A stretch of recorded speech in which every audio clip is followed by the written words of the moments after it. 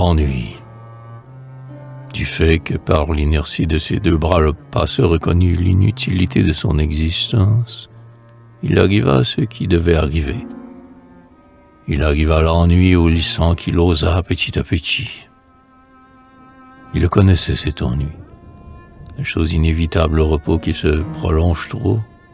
Il le connaissait trop pour l'avoir éprouvé tous les hivers, parce que la rivière est de la glace et qu'il n'y a rien à faire.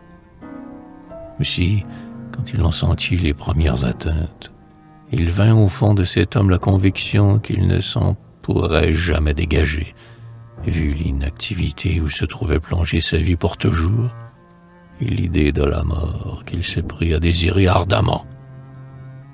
Ce devait être la fin. Et devant l'ennui qui le gagnait, qui l'envahissait, toute son énergie fondait en lui.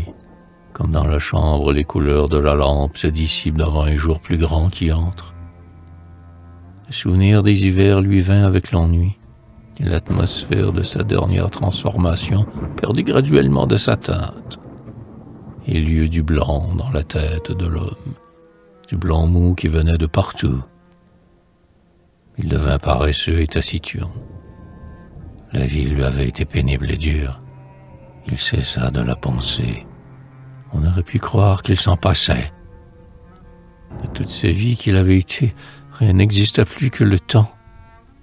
Les différents temps qu'il faut pour que le jour passe en nuit, et celle-ci au réveil d'un autre jour. Il n'y eut plus que le temps qu'il fait quand c'est l'heure de se mettre au sommeil. Temps violet avec des tranches de rouge, et le soleil qui descend lentement dans le dôme de l'église comme une grosse pièce d'or dans un tronc. Le temps qui est le réveil, dans les grandes lattes pâles en lumière tendues des persiennes closes à son lit.